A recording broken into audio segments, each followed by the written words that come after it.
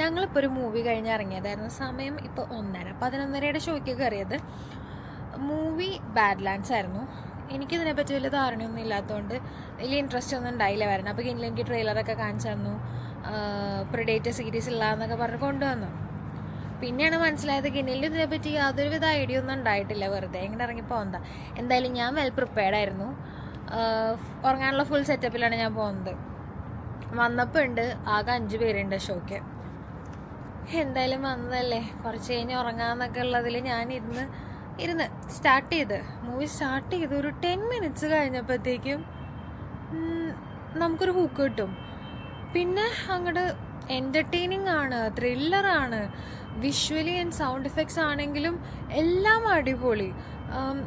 എന്താ പറയുക, എന്താണ് ഉണ്ടാവാൻ പോണത്, അയാളെങ്ങനെ സർവൈവ് ചെയ്യുന്നു, ഇതൊക്കെ അറിയാനായിട്ട് നമുക്ക് ഭയങ്കര ഒരു ആകാംക്ഷ വരും.